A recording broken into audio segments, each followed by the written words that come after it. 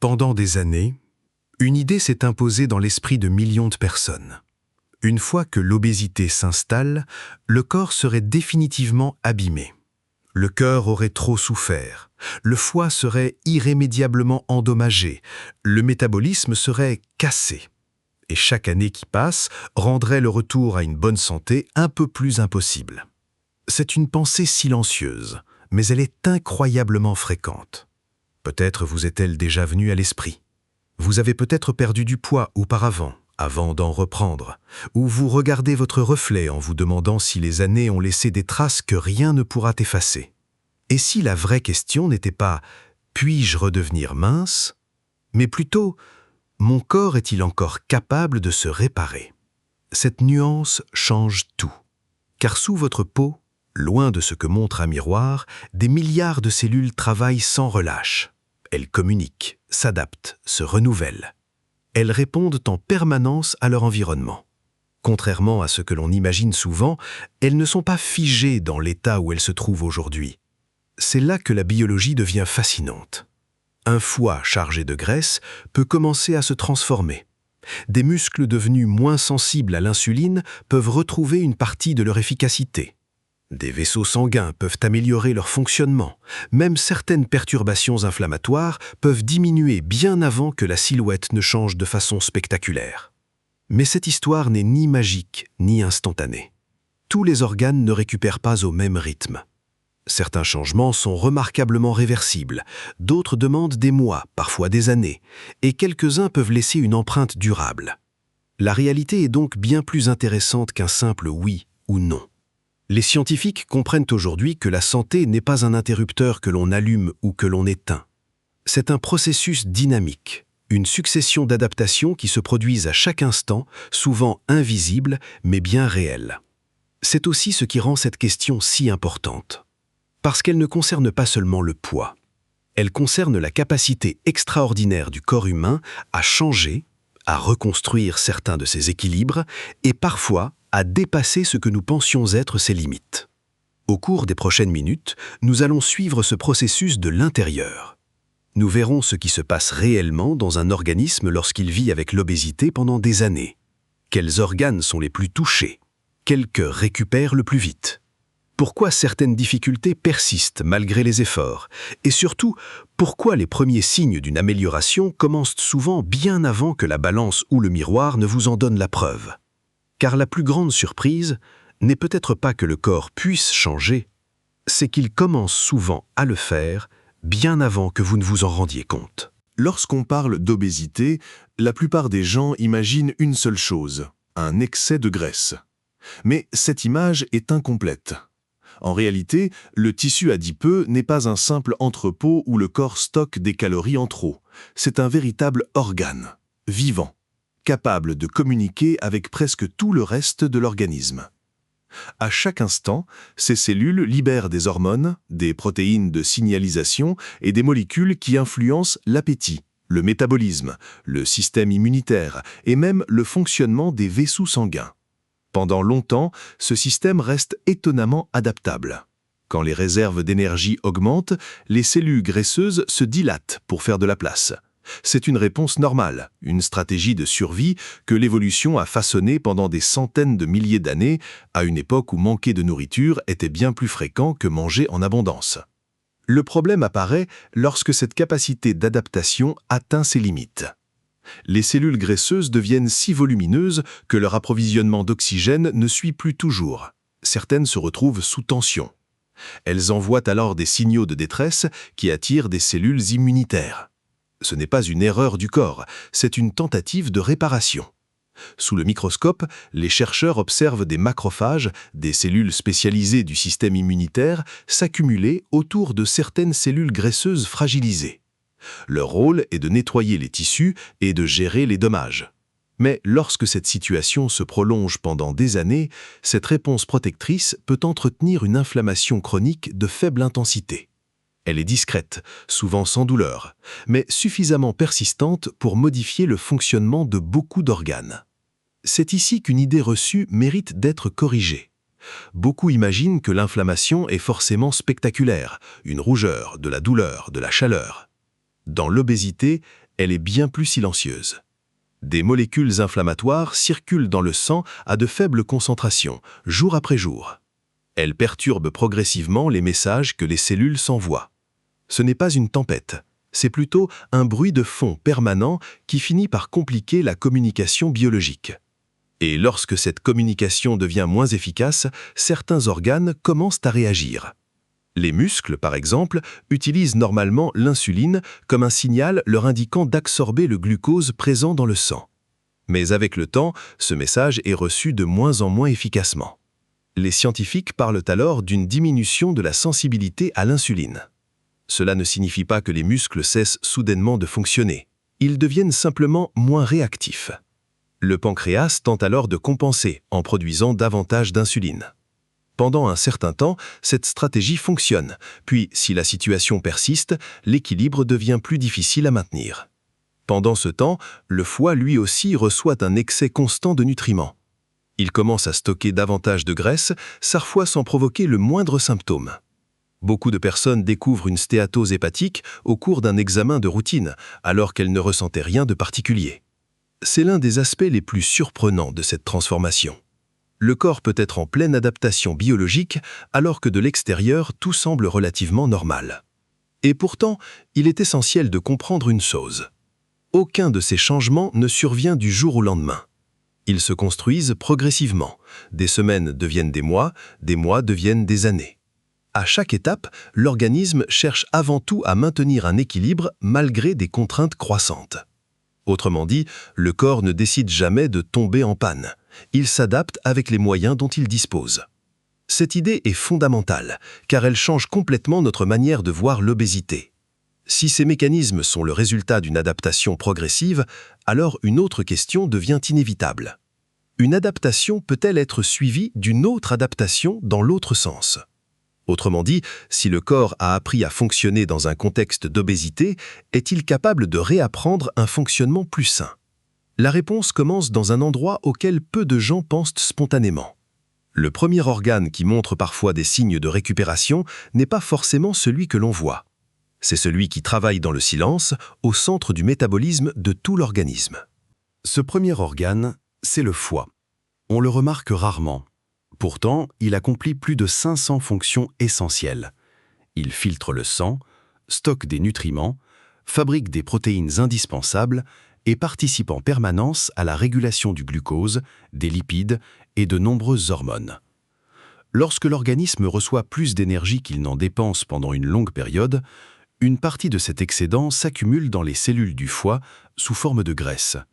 Cette accumulation peut évoluer silencieusement pendant des années. Mais voici ce qui surprend les chercheurs. Le foie est aussi l'un des organes les plus capables de récupérer. Des études montrent qu'une perte de poids modérée, associée à une amélioration durable de l'alimentation et de l'activité physique, peut réduire de manière significative la graisse hépatique chez de nombreuses personnes. Dans certains cas, les premiers changements biologiques sont observables en quelques semaines, bien avant une transformation spectaculaire de la silhouette. Le miroir ne dit encore presque rien. Le foie, lui, a déjà commencé à changer. Cette capacité de récupération illustre une règle importante. Tous les organes ne suivent pas le même calendrier. Les muscles en sont un autre exemple. On pense souvent qu'ils ont un rôle limité au mouvement. En réalité, ils sont aussi l'un des plus grands consommateurs de glucose de tout le corps. À chaque contraction, un phénomène remarquable se produit. Des protéines appelées GLUT4 migrent vers la surface des cellules musculaires et facilitent l'entrée du glucose. Fait étonnant, ce mécanisme peut être stimulé par l'activité physique même lorsque la sensibilité à l'insuline est diminuée. Autrement dit, marcher, pédaler ou monter des escaliers ne sert pas seulement à brûler des calories. Chaque contraction musculaire aide directement les cellules à utiliser le glucose plus efficacement. C'est l'une des raisons pour lesquelles une activité physique régulière améliore souvent les marqueurs métaboliques avant qu'une perte de poids importante ne soit visible. Le changement commence à l'intérieur, puis il finit par apparaître à l'extérieur. Les vaisseaux sanguins racontent une histoire tout aussi fascinante. Leur paroi interne est tapissée d'une fine couche de cellules appelée endothélium. Cette surface, microscopique, contrôle en permanence le diamètre des artères, le passage de certaines molécules et la fluidité de la circulation. Lorsque l'inflammation chronique et les déséquilibres métaboliques persistent, cette fonction devient moins efficace. Mais là encore, la situation n'est pas figée. Une meilleure alimentation, une activité physique régulière, un sommeil suffisant et une réduction durable des facteurs de risque permettent souvent à cette couche cellulaire de retrouver progressivement une partie de ses capacités. Les artères répondent mieux aux besoins du corps et la circulation devient plus efficace. Ce processus est invisible. Pourtant, il influence directement la santé cardiovasculaire. Le cœur lui-même bénéficie également de ces adaptations. Lorsqu'il doit alimenter un organisme plus lourd pendant des années, il travaille davantage. À chaque battement, il pousse le sang dans un réseau vasculaire soumis à des contraintes plus importantes. Avec le temps, cela peut modifier sa structure et augmenter son effort quotidien. Mais lorsque les contraintes métaboliques diminuent progressivement, le cœur lui aussi peut retrouver une partie de son efficacité. Cette évolution dépend de nombreux facteurs, l'âge, la durée de l'obésité, les maladies associées et les habitudes de vie. Mais elle rappelle une idée essentielle. Le système cardiovasculaire conserve souvent une capacité d'adaptation bien supérieure à ce que l'on imagine. Pendant ce temps, un autre changement, beaucoup moins visible, est déjà en cours. Les molécules inflammatoires qui circulaient permanence commencent parfois à diminuer. Les chercheurs observent que certains marqueurs de l'inflammation chronique baissent parallèlement aux premières améliorations métaboliques. Ce phénomène ne signifie pas que toute inflammation disparaît immédiatement, mais il indique que l'organisme reçoit enfin un environnement plus favorable. C'est comme si le niveau de bruit de fond biologique commençait lentement à baisser. Les cellules communiquent à nouveau avec un peu plus de précision, et cette amélioration n'est réservée qu'aux organes que nous venons d'explorer. Elle touche progressivement l'ensemble du réseau métabolique. C'est ici que beaucoup de personnes commettent une erreur d'interprétation. Elles montent sur la balance après quelques semaines, voient un chiffre qui évolue peu et concluent que rien ne change. Pourtant, au même moment, leur foie peut contenir moins de graisse, leurs muscles peuvent utiliser le glucose plus efficacement et leurs vaisseaux peuvent déjà fonctionner différemment. La biologie avance souvent avant les apparences. Parce que la véritable reconstruction de la santé ne commence pas lorsque le corps paraît différent. Elle commence bien plus tôt, à une échelle que l'œil humain ne peut pas voir. Nous avons tendance à mesurer notre santé avec ce que nous pouvons observer, le chiffre sur la balance, la taille des vêtements, le reflet dans le miroir. Pourtant, votre corps utilise un tout autre langage. Il ne compte pas les kilos, il répond à des signaux biologiques. Et lorsque ces signaux changent, la réparation peut commencer avant même que votre apparence ne laisse deviner quoi que ce soit. C'est un renversement de perspective. Pendant longtemps, on a imaginé que la perte de poids était la cause de toutes les améliorations. Aujourd'hui, les recherches montrent une réalité plus subtile. Une partie des bénéfices métaboliques apparaît en parallèle des changements de mode de vie, parfois avant même qu'une perte de poids importante ne soit visible. Autrement dit, ce n'est pas seulement le fait d'être plus léger qui compte, c'est ce qui est en train de se passer à l'intérieur de vos cellules. Prenons un exemple. Après un repas, le glucose circule dans le sang. Chez une personne dont les muscles répondent mieux à l'insuline, ce glucose est rapidement capté pour être utilisé comme source d'énergie ou stocké sous forme de glycogène. Lorsque la sensibilité à l'insuline s'améliore, ce mécanisme devient plus efficace.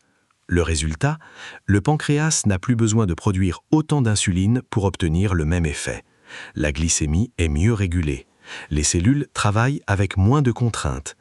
Rien de tout cela ne se voit dans un miroir, mais biologiquement, c'est un changement majeur. Une histoire similaire se déroule au cœur même de vos cellules. À l'intérieur de presque chaque cellule se trouvent des milliers de mitochondries. Ce sont elles qui transforment les nutriments et l'oxygène en énergie utilisable. Contrairement à l'image que l'on se fait parfois du corps humain, ces structures ne sont pas immuables, elles se renouvellent constamment. Lorsque l'activité physique devient régulière, même à une intensité modérée, les cellules reçoivent un signal leur indiquant qu'elles auront besoin de produire davantage d'énergie de manière efficace. En réponse, elles peuvent stimuler un processus appelé biogénèse mitochondriale. De nouvelles mitochondries sont produites et les réseaux existants deviennent progressivement plus performants. En d'autres termes, vos cellules améliorent littéralement leurs centrales énergétiques. Ce n'est pas simplement un gain de conditions physiques, c'est une transformation microscopique de votre capacité à produire de l'énergie. Et cette adaptation ne concerne pas uniquement les muscles. Le foie, le cœur, le cerveau et de nombreux autres tissus bénéficient eux aussi à différents degrés d'un meilleur fonctionnement énergétique lorsque les conditions deviennent plus favorables. Sous le microscope, ce qui ressemblait à un organisme soumis à une surcharge permanente commence à révéler une autre histoire. Les voies inflammatoires s'apaisent, les cellules répondent plus précisément aux hormones, les échanges deviennent plus efficaces. Peu à peu, le corps cesse de fonctionner en mode de compensation permanente. Une autre découverte est encore plus surprenante. Des études montrent qu'une amélioration relativement modeste du mode de vie peut déjà réduire certains facteurs de risque cardiométabolique, même lorsque la perte de poids reste limitée. Cela ne signifie pas que le poids n'a aucune importance, mais qu'il n'est pas l'unique indicateur de progrès. C'est une différence essentielle, parce qu'elle change la façon dont on interprète les premières semaines d'un changement d'habitude. Imaginez deux personnes. La première perd plusieurs kilos rapidement, mais retrouve ensuite ses anciennes habitudes. La seconde perd moins de poids, mais marche chaque jour, dort mieux, améliore progressivement son alimentation et maintient ces changements pendant des mois. Au bout d'un certain temps, laquelle a le plus de chances d'avoir transformé durablement sa biologie ? Dans beaucoup de cas, la réponse n'est pas celle que le miroir laisserait croire. La régularité modifie les signaux que reçoivent vos cellules, et ce sont ces signaux répétés qui construisent les adaptations durables. Le corps ne récompense pas la perfection, il répond à ce qui est répété suffisamment longtemps. Cette idée est profondément rassurante. Elle signifie que chaque amélioration cohérente, même modeste, peut s'ajouter aux précédentes. Les bénéfices ne sont pas toujours spectaculaires d'un jour à l'autre, mais ils s'accumulent. Un peu comme des couches successives qui reconstruisent progressivement un équilibre biologique. Mais si le corps possède une telle capacité d'adaptation, une question reste entière. Pourquoi tant de personnes reprennent-elles du poids après en avoir perdu ? Pourquoi le chemin semble-t-il devenir plus difficile alors même que leur organisme est capable de se réparer ? La réponse ne se trouve ni dans les muscles, ni dans le foie. Elle se trouve dans l'organe qui coordonne en permanence votre faim, votre dépense énergétique et votre instinct de survie, le cerveau. À ce stade, on pourrait croire que tout suit une logique simple. Le corps commence à se réparer, les organes retrouvent progressivement un meilleur fonctionnement, les cellules deviennent plus efficaces. Alors pourquoi est-il si difficile de maintenir ces progrès sur le long terme ? Pourquoi tant de personnes reprennent-elles du poids, parfois après des mois d'efforts ? Pendant longtemps, cette question a reçu une réponse injuste. On parlait de manque de volonté, de paresse, de mauvaise discipline. Mais les recherches en physiologie et en neurosciences racontent une histoire bien différente. Le cerveau ne cherche pas à saboter vos efforts, il cherche à vous maintenir en vie. Pour comprendre pourquoi, il faut revenir à l'une des missions les plus anciennes de notre système nerveux, éviter les périodes de famine. Pendant la majeure partie de l'histoire humaine, perdre beaucoup de poids n'était presque jamais une bonne nouvelle. C'était souvent le signe d'un manque de nourriture, d'une maladie ou d'un environnement dangereux. Le cerveau a donc évolué pour détecter ces situations et y répondre rapidement. Aujourd'hui encore, une perte de poids importante déclenche souvent une série d'ajustements biologiques destinés à économiser l'énergie. Votre dépense énergétique peut diminuer, votre sensation de faim peut augmenter et les aliments riches en énergie deviennent parfois encore plus attirants. Ce n'est pas une faiblesse de caractère, c'est une stratégie de survie profondément ancrée dans notre biologie. Au cœur de ce système se trouve une région du cerveau appelée l'hypothalamus. Il reçoit en permanence des informations provenant de tout l'organisme. Combien d'énergie est stockée? Combien de nutriments circulent dans le sang? Les réserves diminuent-elles? Faut-il manger davantage ou économiser l'énergie? Pour répondre à ces questions, il s'appuie notamment sur des hormones comme la leptine et la gréline. La leptine est produite principalement par le tissu adipeux. Lorsque les réserves énergétiques diminuent après une perte de poids, la quantité de leptine baisse également. Pour le cerveau, ce signal peut ressembler à une alerte. Il interprète cette diminution comme le signe que les réserves deviennent moins abondantes. En parallèle, la gréline, souvent appelée hormone de la faim, peut augmenter chez certaines personnes après une perte de poids. Résultat, la sensation de faim devient plus intense, tandis que le sentiment de satiété peut arriver plus tard. Le défi n'est donc pas seulement psychologique, il est aussi biologique. Et ce n'est pas tout. Les cellules adipeuses racontent elles aussi une histoire surprenante. Beaucoup pensent qu'en perdant du poids, elles disparaissent. En réalité, chez l'adulte, leur nombre diminue généralement beaucoup moins que leur taille. La plupart rétrécissent, elles deviennent moins remplies, mais elles restent présentes. Cela signifie que le corps conserve une partie de son infrastructure de stockage énergétique. Là encore, cette adaptation a probablement représenté un avantage au cours de l'évolution. Si une période de famine était suivie d'un retour de la nourriture, disposer rapidement d'un espace pour reconstituer les réserves augmentait les chances de survie. Dans notre environnement actuel, où les aliments très caloriques sont facilement accessibles, ce même mécanisme peut rendre le maintien de la perte de poids plus difficile. Il est important de ne pas tirer une conclusion excessive de cette réalité. Oui, certains ajustements persistent, mais ils ne rendent pas le changement impossible. Le cerveau est lui aussi capable d'apprendre. Les habitudes répétées modifient progressivement les circuits de décision, les réponses aux signaux alimentaires et certains comportements automatiques. Les recherches sur la neuroplasticité montrent que notre système nerveux continue de se remodeler tout au long de la vie, même si ces changements demandent du temps et de la répétition. C'est pourquoi les transformations les plus durables ne ressemblent jamais à une course. Elles ressemblent davantage à un entraînement du système biologique. Dormir suffisamment améliore la régulation de plusieurs hormones impliquées dans l'appétit. Une activité physique régulière aide non seulement les muscles, mais influence aussi le cerveau, notamment grâce à des molécules comme le BDNF qui participent au mécanisme de plasticité neuronale. Réduire le stress chronique peut limiter certaines réponses qui favorisent les comportements alimentaires impulsifs. Et pour certaines personnes, un accompagnement médical, nutritionnel ou psychologique peuvent avoir une différence importante. L'obésité est une maladie complexe et il n'existe pas une seule stratégie adaptée à tous. La véritable victoire n'est donc pas de vaincre son cerveau. C'est de créer un environnement dans lequel ces anciens mécanismes de survie deviennent moins nécessaires. Plus les nouveaux signaux se répètent, plus l'organisme apprend qu'il n'est plus confronté à une menace permanente. Mais une dernière question demeure.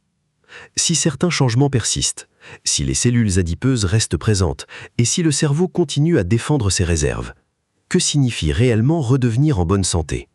La réponse est probablement différente de celle que la plupart des gens imaginent. Revenons à la question qui a guidé tout ce documentaire. Un corps obèse peut-il redevenir en bonne santé ? Après tout ce que nous avons découvert, la réponse n'est ni un simple oui, ni un simple non. C'est une réponse plus honnête et, paradoxalement, beaucoup plus encourageante. Parce que la santé n'est pas un état figé. Ce n'est pas une ligne que l'on franchit un matin en se réveillant. Ce n'est pas non plus un chiffre précis affiché sur une balance. La santé est un processus. Chaque jour, des milliards de cellules évaluent leur environnement et s'y adaptent. Elles répondent à ce que vous mangez, à votre sommeil, à votre niveau d'activité physique, à votre stress, à vos traitements éventuels et à de nombreux autres facteurs. Autrement dit, votre organisme ne vit pas dans votre passé. Il répond surtout aux conditions d'aujourd'hui. C'est pourquoi deux personnes ayant exactement le même poids peuvent présenter des profils métaboliques très différents. L'une peut avoir une meilleure sensibilité à l'insuline, une tension artérielle bien contrôlée, un foie en meilleure santé et une excellente capacité cardiovasculaire. L'autre peut déjà présenter plusieurs déséquilibres. Le poids fait partie de l'histoire, mais il ne raconte jamais toute l'histoire. Cette idée est confirmée par de nombreuses observations scientifiques. Des personnes qui améliorent durablement leur mode de vie réduisent souvent leur risque de complications cardio-métaboliques, même lorsqu'elles ne retrouvent pas un poids considéré comme idéal. À l'inverse, une perte de poids rapide, mais difficile à maintenir, n'apporte pas toujours les mêmes bénéfices à long terme. La biologie récompense surtout la stabilité. C'est peut-être la leçon la plus importante de ce voyage à l'intérieur du corps. Le foie ne demande pas la perfection. Les muscles non plus. Vos vaisseaux sanguins ne savent pas si vous avez atteint un objectif fixé sur une application. Ils répondent simplement aux signaux qu'ils reçoivent jour après jour. Chaque promenade régulière, chaque nuit de sommeil plus réparatrice, chaque repas plus équilibré, chaque séance d'activité physique. Pris isolément, ces gestes semblent modestes, mais répétés pendant des semaines, des mois puis des années, ils modifient progressivement les messages qui circulent entre vos cellules. Et lorsque ces messages changent durablement, la biologie change avec eux. Bien sûr, tout ne revient pas toujours exactement comme avant. certaines adaptations peuvent rester présentes, surtout après une obésité sévère ou ancienne. Certaines personnes auront besoin d'un suivi médical prolongé, de traitements spécifiques ou d'une prise en charge multidisciplinaire. Les trajectoires sont différentes et il est important de ne pas comparer son parcours à celui des autres. Mais cette réalité ne doit pas masquer l'essentiel. Le corps humain possède une capacité d'adaptation extraordinaire. Il n'efface pas son histoire, il construit son avenir à partir de son histoire. Et c'est une différence fondamentale. Pendant tout ce documentaire, nous avons observé des organes qui récupèrent, des cellules qui changent, des mitochondries qui se renouvellent, des voies inflammatoires qui s'apaisent et un cerveau qui, malgré ses mécanismes de protection, reste capable d'apprendre. Aucun de ces changements ne se produit d'une nuit. Pourtant, chacun d'eux rappelle une vérité souvent oubliée. La guérison biologique est rarement spectaculaire. Elle est presque toujours progressive. C'est précisément ce qui la rend si puissante. Parce qu'à chaque instant, même pendant que vous écoutez ces dernières phrases, des milliards de réactions chimiques continuent de chaffonner votre organisme. Votre organisme n'attend pas le moment parfait pour changer. Il répond au prochain signal que vous lui envoyez. Peut-être est-ce là la plus grande surprise. Nous avons commencé ce documentaire en nous demandant si un corps obèse pouvait redevenir en bonne santé. La biologie nous apporte une réponse nuancée, mais profondément porteuse d'espoir. Oui, un corps peut retrouver une santé bien meilleure qu'il ne l'était auparavant. Non pas parce qu'il efface complètement son passé, mais parce qu'il conserve tout au long de la vie une remarquable capacité à s'adapter, à réparer et à reconstruire ses équilibres. La prochaine fois que vous entendrez quelqu'un dire qu'il est trop tard, souvenez-vous de ceci. Le poids est une photographie. La santé est un film en mouvement. Et tant que la biologie continue de s'adapter, l'histoire n'est pas terminée.